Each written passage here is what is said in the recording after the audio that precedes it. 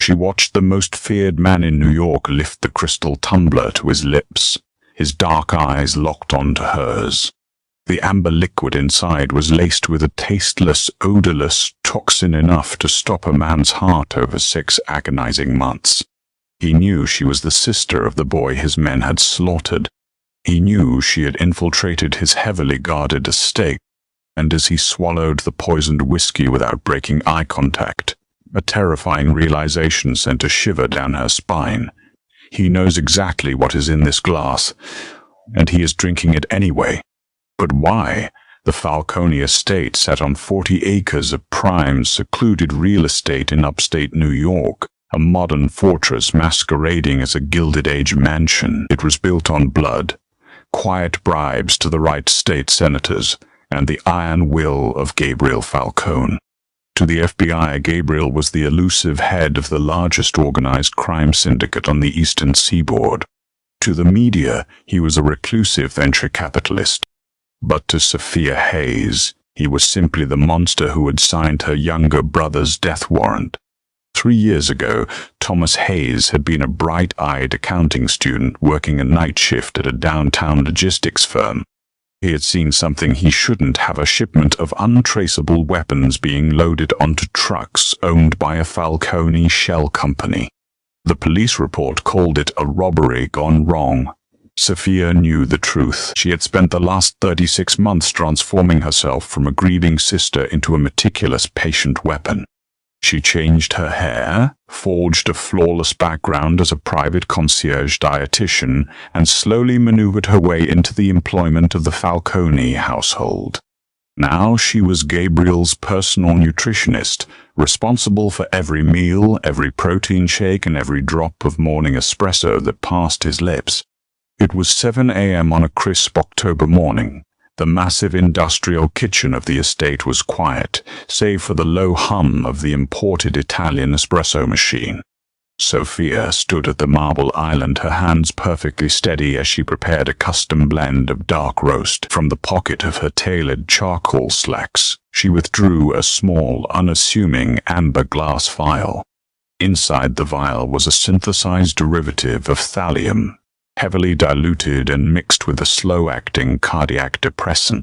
It was a ghost poison. Undetectable in standard toxicology panels, it mimicked the symptoms of a degenerative neurological disease followed by inevitable, irreversible heart failure.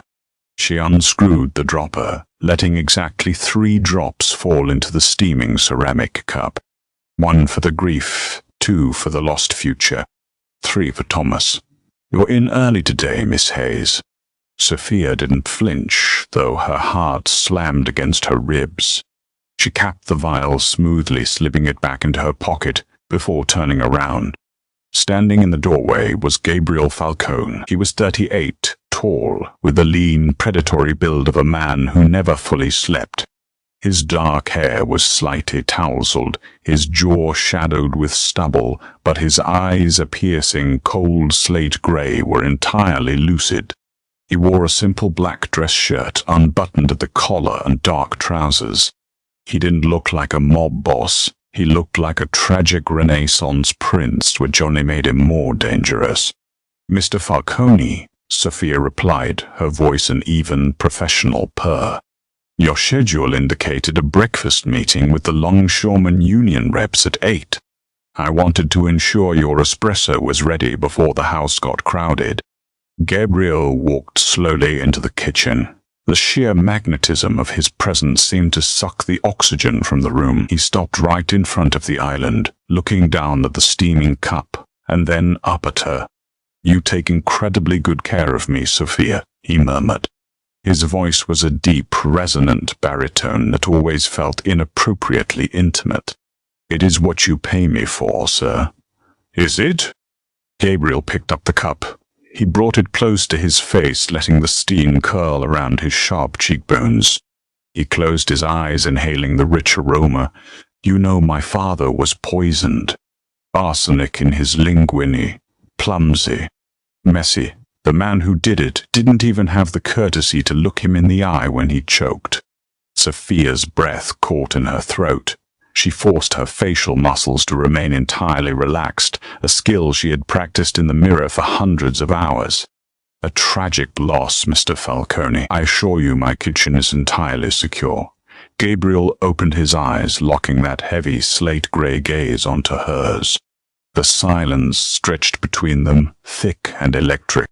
There was something terrifying in his stare, a profound, heavy knowing that made Sophia feel completely naked. He slowly brought the rim of the cup to his lips. He didn't look away from her. He drank deeply, swallowing the lethal dose without a single change in expression. Perfectly brewed, he whispered, setting the empty cup down. As always, thank you, Sophia. As he turned and walked out of the kitchen, Sophia grabbed the edge of the marble counter to steady herself. Her knees felt like water. She had done it. That was the 30th dose. The accumulation in his system would already be starting its dark work, but as she washed the ceramic cup, scrubbing it until her knuckles were white, she couldn't shake the chilling echo of his words.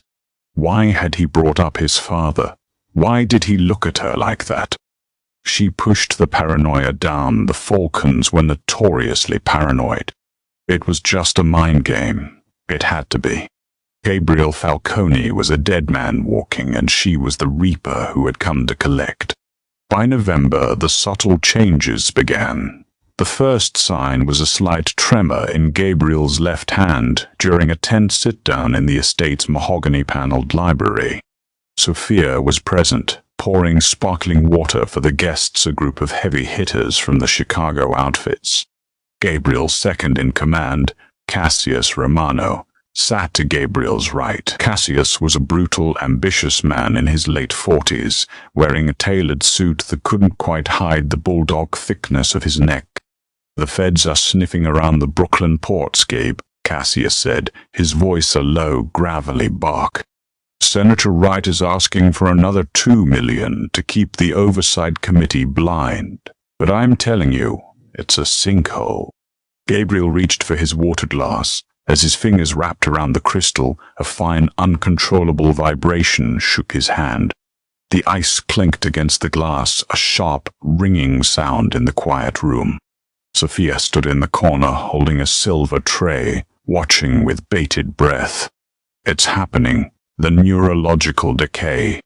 Gabriel froze. He didn't drop the glass, but he didn't lift it either. He simply stared at his vibrating hand with a look of mild, almost academic curiosity. The room went dead silent. In the world of the syndicate, weakness was blood in the water. Cassius' eyes darted to Gabriel's hand, narrowing sharply. A dangerous, calculating gleam flashed in the underboss' dark eyes. Smoothly, Gabriel laid his other hand over the trembling one, steadying it, and took a slow sip. Tell Senator Wright, Gabriel said, his voice entirely steady, projecting an aura of absolute authority, that if he wants $2 million, I want the name of the rat in the Harbor Authority by Friday. If he can't provide that, I'll replace him with someone cheaper. The men in the room nodded, suitably intimidated, but the damage was done. The swaggering entractist. Later that evening, after the associates had cleared out, Sophia was summoned to Gabriel's private study. The room was dark, illuminated only by the dying embers in the fireplace and a single desk lamp. Gabriel was sitting in a heavy leather armchair, staring into the fire. He looked paler than usual, the shadows beneath his eyes stark and bruised. "Your evening tea, Mr. Falcone," Sophia said softly, stepping into the room.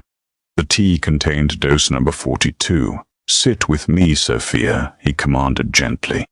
It wasn't a request. Sophia hesitated before taking the chair opposite him. She placed the silver tray on the low oak table between them. "Do you know why I trust you?" Gabriel asked, not looking at her, keeping his gaze on the flames. "Because I'm very good at my job," she replied, keeping her tone neutral.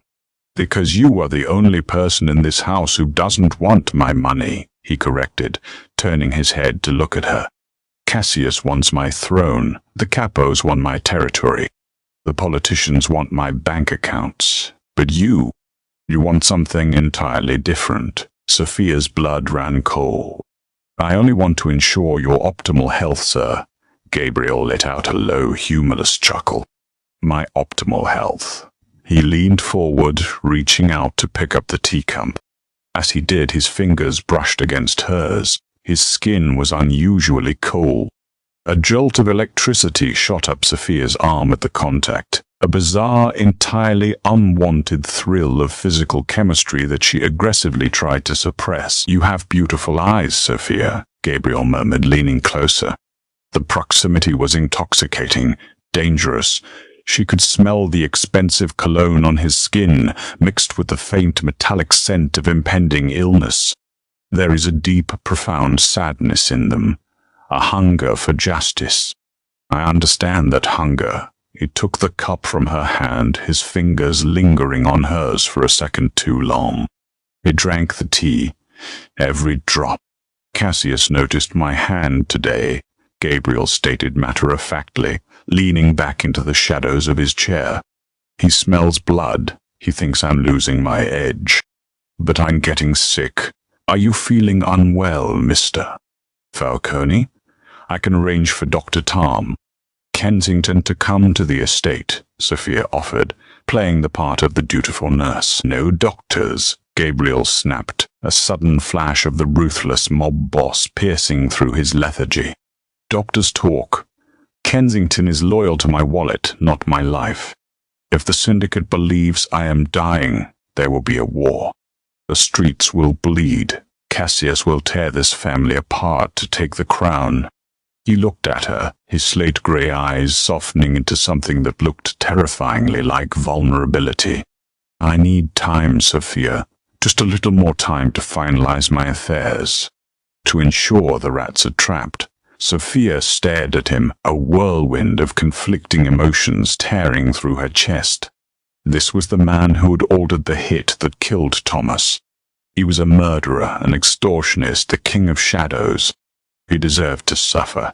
He deserved to die. Yet, sitting here with him, listening to the quiet resignation in his voice, she felt a sickening twist of guilt. He was trusting her. He was leaning on her. And she was killing him. "I will do whatever you need, Gabriel," she whispered. It was the first time she had used his first name. A ghost of a smile touched his lips. "I know you will, Sophia. I know exactly what you are capable of." By mid-December, the poison had firmly taken hold. The winter hit New York with a vengeance, burying the Falcone estate under 2 feet of snow, turning it into an isolated, freezing prison. Inside, the temperature was rising. The syndicate was a powder keg, and Gabriel's deteriorating health was the lit match. He had lost weight. The sharp planes of his face had become hollowed and gaunt. He suffered from severe bouts of vertigo and agonizing cramps in his legs, textbook symptoms of heavy metal poisoning, though hidden beneath the guise of a mysterious, rapid-onset neurological disorder. He spent most of his days confined to the master suite, managing his empire through encrypted phones and proxy meetings. Sophia rarely left his side. She was his gatekeeper, dispensing his medication, managing his diet, and methodically continuing to feed him the toxin. But the emotional toll was tearing her apart. Every night as he tossed and turned in agony, bathed in cold sweat, Sophia sat by his bed pressing cool cloths to his forehead.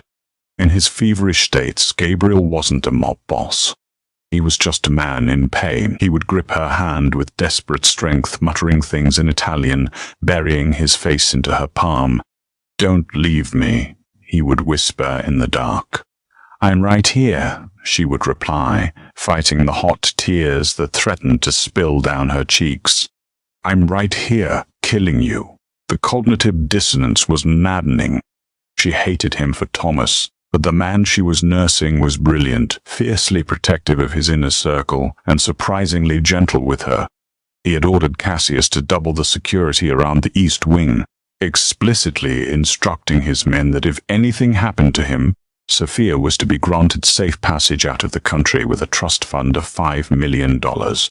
She had found the legal documents on his desk while cleaning. He was ensuring her survival after his death. Why? It made no sense. The breaking point came 3 days before Christmas. Liam O'Connor, the head of the Irish faction in Hell's Kitchen, had demanded a face-to-face meeting. Liam was a wild card, a man who respected strength and despised weakness. Cassius had argued against it, insisting Gabriel was too unwell, but Gabriel had overruled him. The meeting took place in the grand dining room. Gabriel wore a perfectly tailored charcoal suit, heavily medicated with stimulants Sophia had provided just to keep him upright.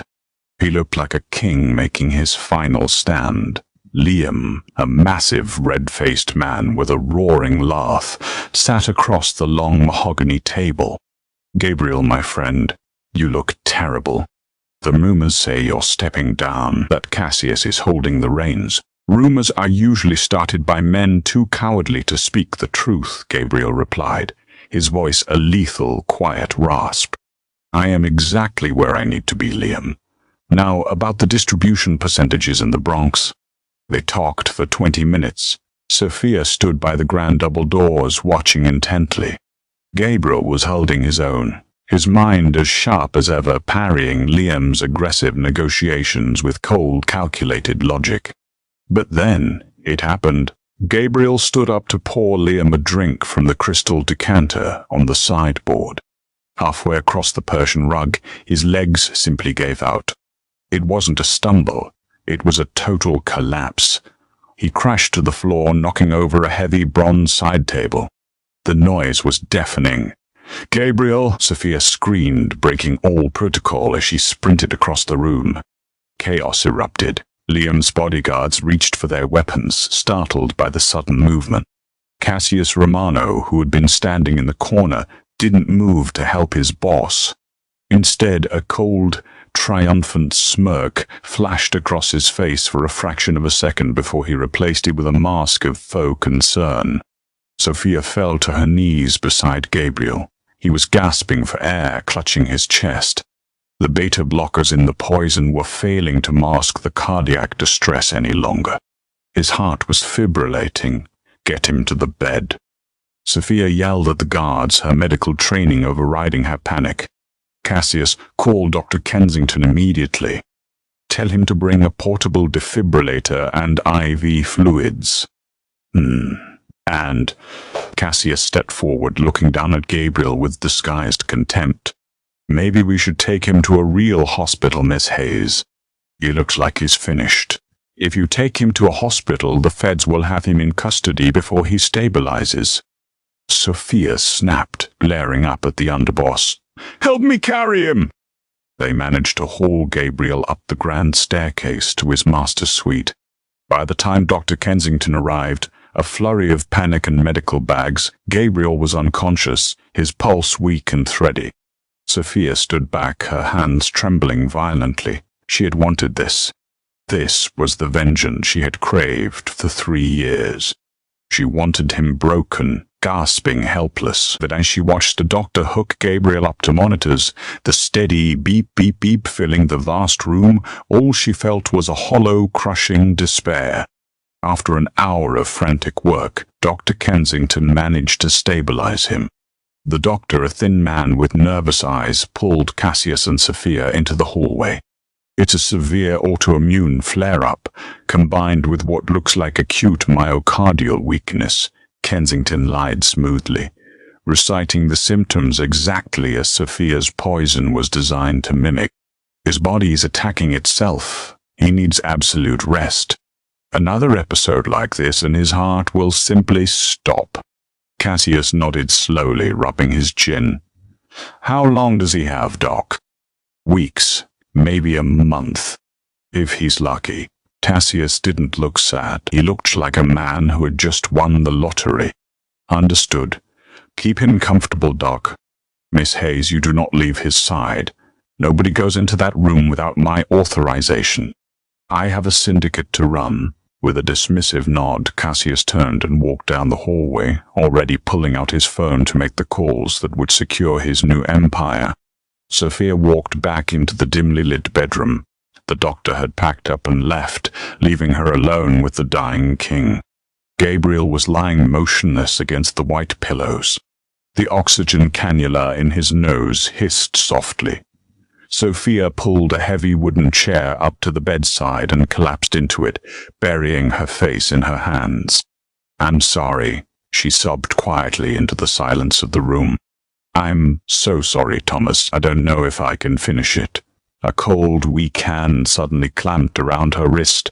Sophia gasped, her head snapping up. Gabriel's eyes were open.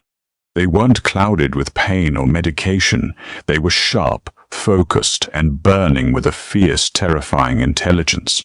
He pulled her wrist closer, forcing her to lean down until her ear was inches from his mouth. "Don't cry for me, Sophia," Gabriel whispered, his breath warm against her skin. "And don't stop." Sophia froze, her heart hammering against her ribs. "What?" Gabriel's lips curved into a faint, grim smile. "The thallium, the digitalis. Don't stop. Keep dosing me." The room spun. The floor felt like it was dropping out from beneath her. She tried to pull her hand away, but his grip was like iron, fueled by an adrenaline rush of pure willpower. You're delirious," she stammered, her voice trembling.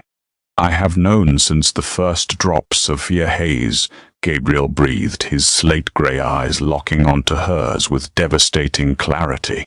"I knew who you were the day you walked into this house. I knew about your brother, and I know exactly what you've been putting in my coffee." Sophia couldn't breathe. The walls were closing in. "Then why?" She choked out, tears finally spilling over her lashes. "Why did you let me do it? Why didn't you kill me?"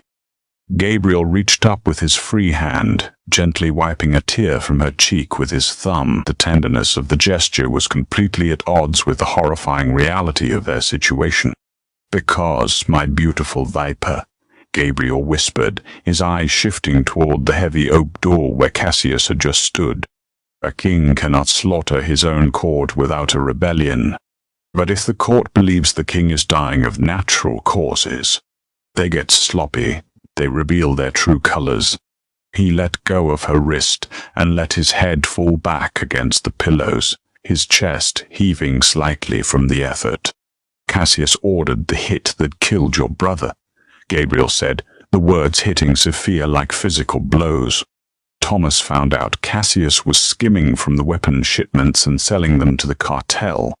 It wasn't my order, but as the boss, I bear the sin."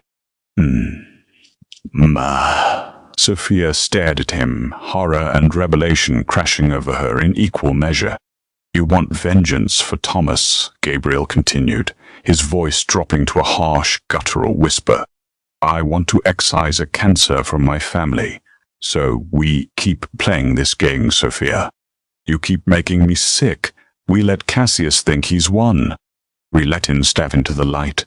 And when he takes the throne," Gabriel's eyes flashed with a demonic, absolute promise of violence, "we burn him alive." The silence in the master suite was absolute, broken only by the rhythmic hiss of the oxygen concentrator.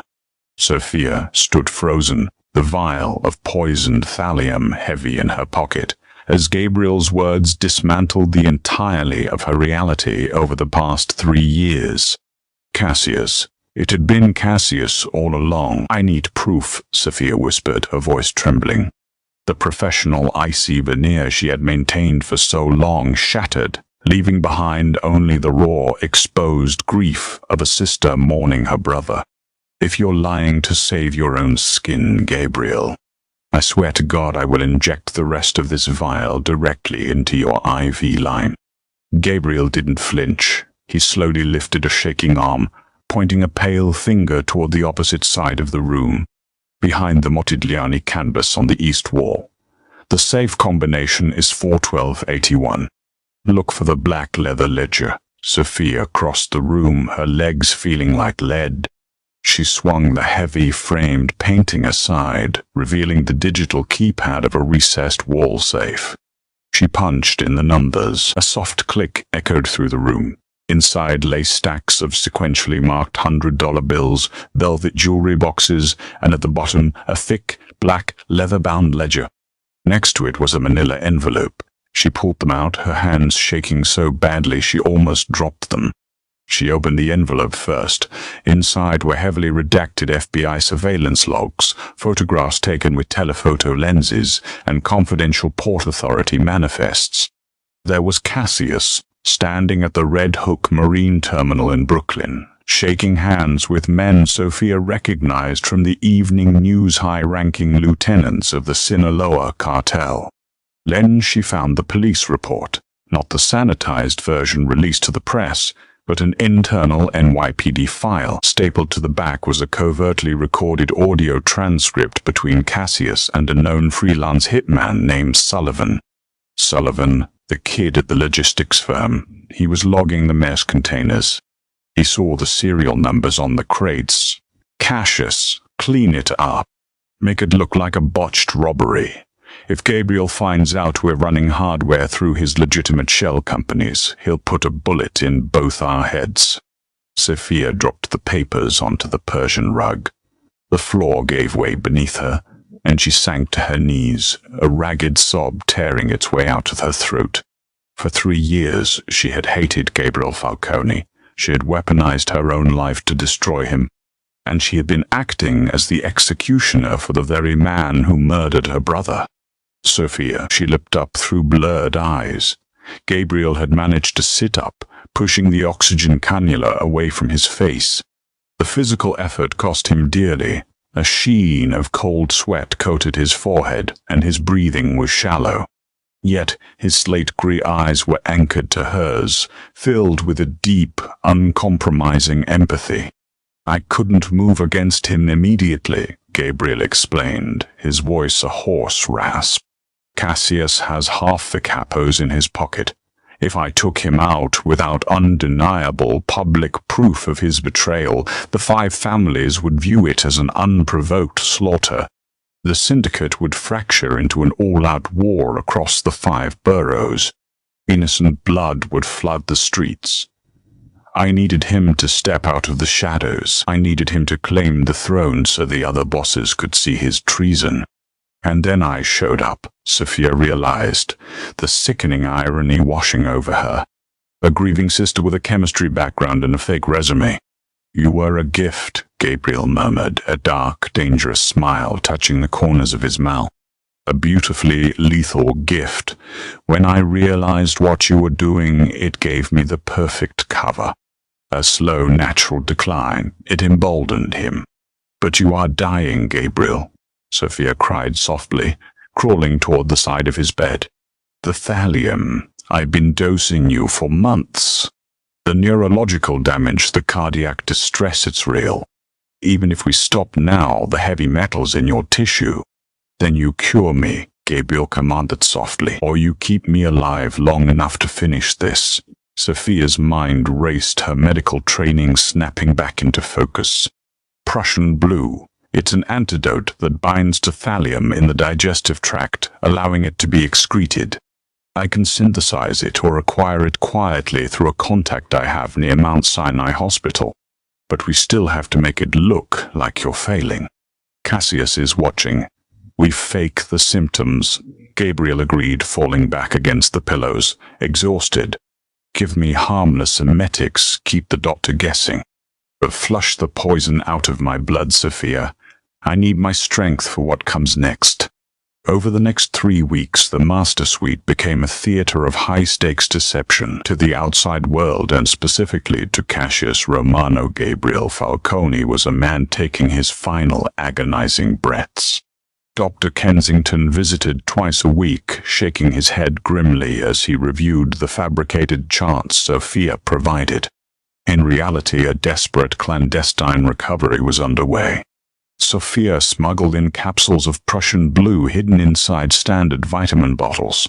She administered aggressive hydration therapies in the dead of night, flushing Gabriel's kidneys. The shared secret forged an intense, undeniable bond between them. In the quiet, vulnerable hours of the night, when the estate was dead asleep, they were no longer the mob boss and the assassin. They were 2 soldiers trapped in the same trench. Gabriel told her about his father, about the suffocating weight of inheriting an empire built on blood. Sophia told him about Thomas, about the boy who loved jazz music and wanted to be a CPA. One evening, as a brutal January nor'easter battered the bulletproof windows of the estate, Sophia was administering a hidden IV line of electrolytes. Gabriel was sitting in a leather armchair, looking significantly better than he had in weeks. The hollows in his cheeks were filling out, and the tremor in his hands was entirely gone. "You're going to have to fake a seizure soon," Sophia whispered, checking the drip rate. "Cassius is getting impatient. He asked me today if we should contact a priest for last rites." Gabriel reached out, his warm, steady fingers wrapping gently around her wrist. The electricity of his touch sent a jolt straight to her chest. "Let him call a priest," Gabriel murmured, pulling her slightly closer. "He's going to need one for himself." Sophia looked down at him, her breath catching. The proximity was intoxicating. His eyes dropped to her lips for a fraction of a second, a silent, burning question hovering in the heavy air between them. Sophia didn't pull away. The line between hatred and passion had blurred entirely, replaced by a fierce, undeniable loyalty. Before either of them could close the distance, a heavy knock echoed against the bedroom door. Gabriel instantly slumped in the chair, his eyes rolling back slightly as his hands began to mimic a violent tremor. Sophia ripped the IV line out, throwing a heavy blanket over his arm to hide the puncture mark. "Come in," Sophia called out, pitching her voice to sound exhausted and frantic. The door opened. Cassius Romano stepped into the room, flanked by 2 armed guards. He looked at Gabriel's shaking, weak form with poorly concealed disgust. "Miss Hayes," Cassius said, his voice a gravelly bark. "Step outside. We need to have a conversation." Sophia followed Cassius down the grand staircase and into the estate's massive industrial kitchen. The stainless steel appliances gleamed coldly under the fluorescent lights. Cassius signaled to his guards to wait in the hallway, then closed the heavy double doors, locking them with a sharp click. He turned to face her, his bulldog features set into a terrifying mask of absolute authority. "He's taking too long to die, Sophia." Sophia forced her heart rate to steady, maintaining her perfect clinical composure. "The human body is resilient, Mr. Romano. The autoimmune collapse is progressing, but his heart is stubbornly strong." Cassius let out a harsh, barking laugh. He walked slowly toward the marble island, tracing a finger along the edge.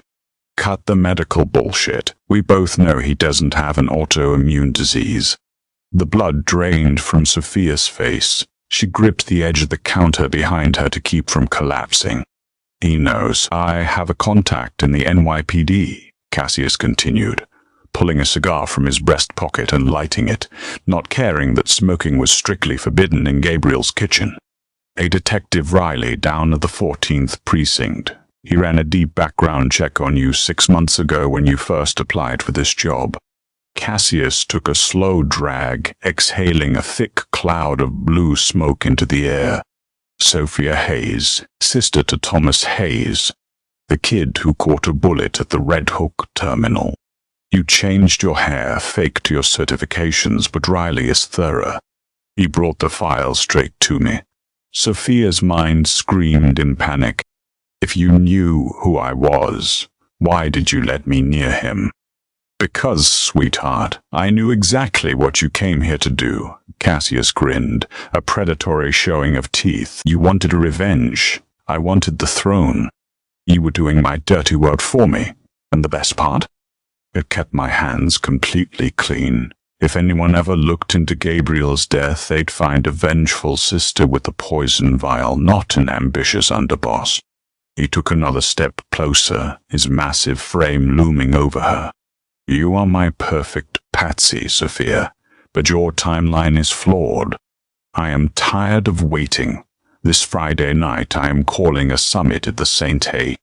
Regis Hotel in Manhattan. The heads of the 5 families will be in the Astor Suite. I am going to announce Gabriel's imminent passing and formally assume control of the syndicate." "Gabriel is still the boss," Sophia shot back, her voice shaking with genuine terror. "By Friday night, Gabriel will be a corpse," Cassius snarled, leaning in so close she could smell the stale tobacco on his breath. "You are going to double whatever dose you've been giving him. You are going to stop his heart by Friday afternoon. If he isn't dead by the time my motorcade leaves for the St. Regis, I will have my men take you out to the Pine Barrens, and you will never be found. Do you understand me?" He didn't wait for an answer. Cassius turned on his heel, unlocked the door and strode out of the kitchen, leaving Sophia trembling violently in his wake. 10 minutes later, she burst into the master suite, locking the door behind her. Gabriel was standing by the window, looking out at the blizzard, completely steady on his feet. "He knows," Sophia gasped, tears of panic finally spilling down her cheeks. "Gabriel, he knows everything. He knew who I was from the start. He's been using me to assassinate you." Gabriel turned around. He didn't look surprised. He didn't look angry. In fact, an unsettling, terrifying calm radiated from him. He walked over to Sophia, pulling her gently against his chest. She collapsed into him, her hands gripping the fabric of his shirt as she sobbed out the details of Cassius's ultimatum. "The St. Regis," Gabriel murmured thoughtfully, resting his chin on the top of her head. His arms wrapped tightly around her, a solid, unyielding anchor in the storm. "He's bold. I'll give him that. He wants me to double the dose. He wants you dead by Friday afternoon, or he's going to kill me," Sophia cried, looking up into his face. "Gabriel, we have to run. We have the money in the safe. We can disappear before Friday." Gabriel looked down at her, his thumbs gently wiping the tears from her face. "Running is for prey, Sophia. We are not prey. But he has the guards. He has the capos. He has the illusion of power," Gabriel corrected, his voice dropping an octave, ringing with the absolute authority of the lethal predator he truly was. "He thinks he is playing a game of chess, but he doesn't realize the board is rigged with explosives." Gabriel stepped back, walking over to his heavy mahogany desk. He picked up a secure, encrypted satellite phone. "What are you doing?"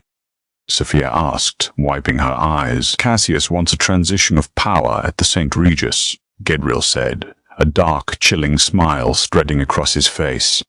"It would be incredibly rude of the current boss not to attend his own funeral." He dialed a number, holding the phone to his ear. "It's Falcone," Gabriel said into the receiver. "Assemble the loyalists." "Yes, all of them.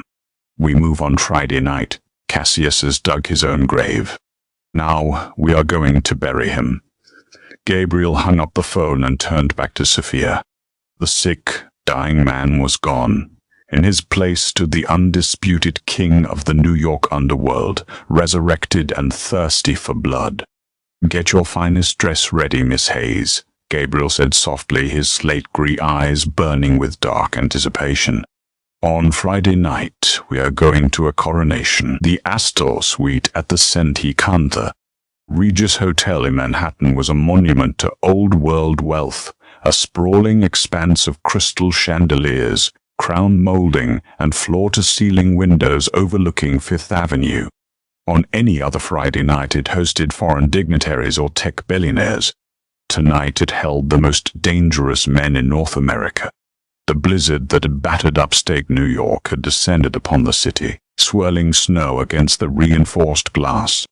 Inside, the atmosphere was equally cold. The heads of the 5 families sat around a massive circular dining table. Vincent Vitiello, the aging but ruthless Don of the Brooklyn faction, sat with his hands folded over his silver-handled cane. Declan Walsh, representing the Irish interests in Hell's Kitchen, slouched in his chair, his eyes darting around the room. Arthur Penhaligon, the syndicate's chief financial architect, nervously polished his wire-rimmed glasses. At the head of the table stood Cassius Romano. He wore a sharply tailored burgundy suit, looking every inch the victorious usurper. Standing in the shadows near the heavy oak double doors was Sophia. She was flanked by 2 of Cassius's most brutal enforcers, Mickey Finn, and a silent, towering man known only as Grigori. She wore a simple, elegant black dress, her face pale, her eyes fixed on the plush carpet. Cassius had dragged her here as his ultimate insurance policy if anyone questioned the timeline of Gabriel's death. The weeping, traumatized private nurse would be produced to give a fabricated, medically sound account of his tragic, sudden heart failure.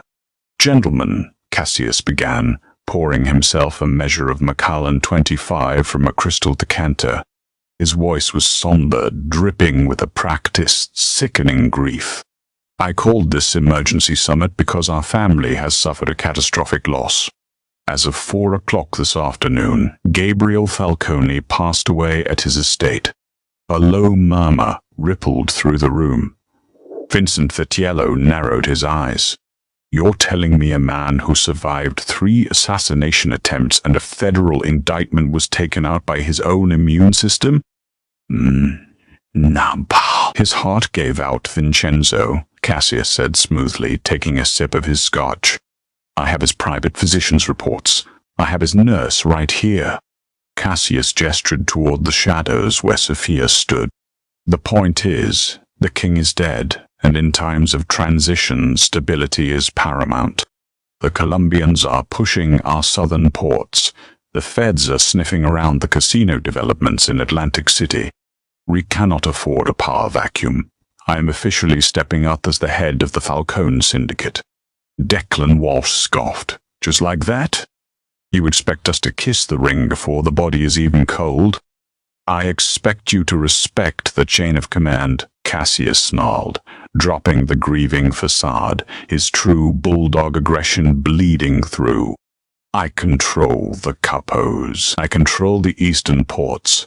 Anyone who has a problem with my ascension can take it up with my men." The room fell into a tense, dangerous silence. Cassius smiled, a predatory gleam in his eye. He had done it. He had outmaneuvered the brightest minds in the criminal underworld. "It's a beautiful speech, Cassius." The voice echoed from the foyer of the suite, a deep, resonant, and unmistakably lethal baritone. Every head in the room snapped toward the heavy oak doors. Mickey Finn and Grigori reached into their jackets, but before they could draw their weapons, the doors were violently kicked open. Gabriel Falcone stepped into the light of the crystal chandeliers. He did not look like a dead man. He did not look like a dying man. Dressed in a bespoke midnight blue suit, his dark hair flawlessly styled, he looked like the wrath of God. The gaunt hollowness in his cheeks was gone, replaced by the sharp, aristocratic lines of a predator in his prime. Flanking him were 6 heavily armed men, Gabriel's personal, fiercely loyal guard, men Cassius thought he had bought or banished. "Gabriel," Vincent Vitiello breathed, crossing himself instinctively. Cassius stood frozen, the crystal tumbler slipping from his fingers and shattering against the hardwood floor. The amber liquid pooled around his imported Italian leather shoes. This is impossible," Cassius stammered, his face draining of all color.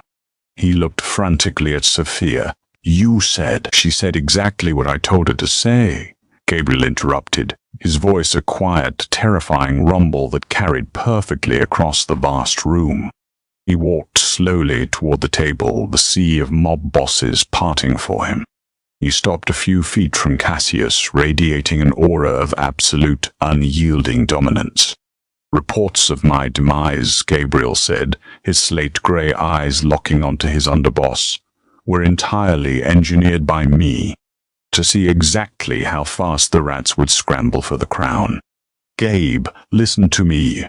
Cassius raised his hands, stepping back, his arrogance evaporating into raw, unfiltered panic. "There's a misunderstanding. The doctors, they said, do not insult my intelligence, Cassius," Gabriel hissed. He reached into his breast pocket and tossed a thick manila envelope onto the center of the table. It slid across the polished wood, coming to a stop in front of Vincent Vitiello. "Open it," Gabriel commanded. Vincent, his hands trembling slightly, tore open the envelope. He pulled out the black ledger, the photographs of Cassius with the Sinaloa cartel lieutenants, and finally, a small digital audio recorder. Vincent pressed play. The tinny, unmistakable voice of Cassius Romano echoed through the silent suite. "Clean it up. Make it look like a botched robbery. If Gabriel finds out we're running hardware through his legitimate shell companies, he'll put a bullet in both our heads." The color drained from the faces of the other bosses. Treason against the sitting boss was the ultimate sin, punishable only by death. To conspire with a rival cartel was a death sentence, not just for the traitor, but for everyone who supported him. He skimmed from the family. He sold weapons to our enemies. And to cover his tracks, he ordered the murder of an innocent kid named Thomas Hayes. Gabriel's voice was like cracking ice. And then he attempted to assassinate me. Not with a gun like a man, but by using the grieving sister of the boy he murdered as a weapon. The bosses stared at Cassius in abject horror. The Irish rep, Declan Walsh, quietly pushed his chair back, distancing himself from the dead man walking. "Gabriel, please," Cassius begged, his knees buckling. He fell to the floor, grabbing at the hem of Gabriel's trousers. "I built this empire with you. I stood by your father." Gabriel looked down at the pathetic, groveling man. There was no pity in his eyes, only a cold, abyssal void. "My father would have gutted you 10 years ago." Gabriel didn't raise his voice. He didn't have to. He simply looked at his loyalists standing by the door. "Take him out of my sight. Drive him to the Pine Barrens. Leave nothing for the feds to find. No. Gabe, please." Cassius screamed as two of Gabriel's men hauled him off the floor by his armpits, dragging him kicking and thrashing out of the Astral suite. His screams echoed down the plush hallway until they were abruptly cut short by the heavy thud of the elevator doors closing. The suite was dead silent. The remaining bosses looked at Gabriel with a renewed, terrifying reverence. Gabriel adjusted his cuffs smoothly. "I apologize for the theatrics, gentlemen.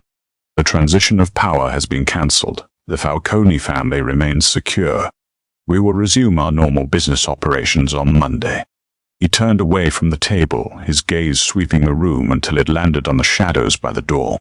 Sophia was still standing there, trembling violently, tears streaming down her face.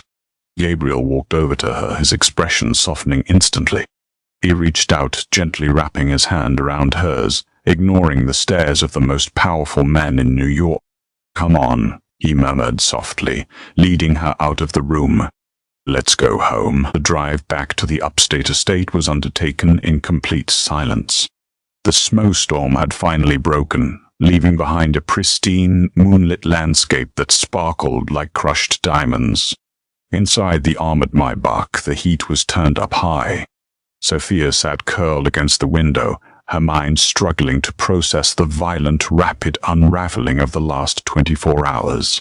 Cassius was dead. Thomas was avenged. The mud turn she had dedicated 3 years of her life to was over. Yet, as she looked across the leather seat at Gabriel Falcone, she felt a profound, terrifying emptiness. She had poisoned this man. She had watched him suffer. She had intended to stop his heart, and in return, he had handed her the vengeance she craved, shielding her from the wrath of his own syndicate. When they arrived at the estate, the grand house was quiet. Gabriel's loyal guards secured the perimeter, fading into the background. Gabriel led Sophia into his private study, the same room where she had served him his poisoned tea for months. He walked over to the roaring fireplace, staring into the flames, the orange light dancing across his sharp features. "You did it," Sophia whispered, standing awkwardly near the doorway. "Cassius is gone." "We did it," Gabriel corrected, turning to face her. The heavy exhaustion of the ruse was finally catching up to him. He looked tired, but the darkness in his eyes had been replaced by something intensely focused. He walked over to his heavy oak desk and opened the bottom drawer. He pulled out a thick leather portfolio and set it on the desk. "Inside is a bearer bond worth $5 million, Gabriel said, his voice quiet in the cavernous room. "There is also a new passport entirely clean under whatever name you wish to choose." A private jet is fueled and waiting at the Westchester County Airport. It can take you anywhere in the world, Europe, South America. You will never have to look over your shoulder, Sophia. The Falcone syndicate will never come looking for you. You are free. Sophia stared at the portfolio. It was exactly what she had found in his safe months ago. He was keeping his promise. He was letting her walk away. Why? She asked, her voice breaking. She stepped further into the room, closing the distance between them. I fed you thallium, Gabriel. I lied to you every single day. I almost killed you, and you saved my life, Gabriel countered, stepping toward her until they were inches apart. When Cassius gave you the order to double the dose, you could have done it. You could have killed me and walked away, but you came to me instead, because I realized you didn't kill Thomas. She cried, the tears falling freely now. No, Sophia, Gabriel said softly, reaching up to cup her face in his hands. His thumbs wiped the wetness from her cheeks. You came to me because somewhere in the middle of all the lies and the poison, you realized you couldn't watch me die. Sophia's breath hitched. She looked up into his slate-grey eyes, searching for a lie, searching for the monster she had convinced herself he was. But all she saw was a man who understood the darkness inside her because he carried it too. I am a violent man, Sophia, Gabriel whispered, leaning in so close his lips brushed against hers when he spoke. I live in a world of blood and shadows, but you walked into the viper's nest and brought the king to his knees. You are the most dangerous, beautiful thing I have ever encountered, and I don't want you to leave. The tension that had been building between them for months finally snapped. Sophia didn't pull away. She leaned up, capturing his lips in a desperate, bruising kiss. It wasn't gentle. It was a collision of grief, relief, and an undeniable, consuming fire. Gabriel's arms wrapped around her waist, pulling her flush against his chest, holding her as if she were the only thing anchoring him to the earth. When they finally broke apart, both of them breathing heavily, Sophia looked back at the leather portfolio on the desk. The first $1 million, the clean slate, the safe, boring life she had before Thomas died. She turned back to Gabriel, resting her hands against his chest, feeling the strong, steady beat of his heart. The heart she had almost stopped, the heart she had almost stopped, the heart she had ultimately saved. I don't like Europe, Sophia murmured, a dark, understanding smile touching her lips. And I think your new underboss is going to need a very skilled nutritionist. Gabriel's eyes darkened with possessive approval. He pulled her back into his arms, kissing the top of her head. The king had reclaimed his throne, but he was no longer ruling alone. The viper had chosen to stay in the nest, and together they would ensure that no one ever dared to threaten the Falcone Empire again. What an absolute roller coaster of betrayal, power, and unexpected romance. The dynamic between Sophia and Gabriel proves that sometimes the line between enemies and lovers is entirely blurred by a shared thirst for justice. She walked in as his assassin and walked out as his queen. We hope you enjoyed this deep dive into the dark, glamorous, and deadly world of the Falcone Syndicate. What was your favorite twist? Did you see Cassius's betrayal coming, or were you shocked by Gabriel's master plan? Let us know your thoughts in the comments below. If you love this story and want more gripping, dramatic tales of revenge, mafia romance, and high-stakes tension, do not forget to hit that like button. Share this video with your fellow drama lovers, and make sure to subscribe and ring the notification bell so you never miss out on our next thrilling story.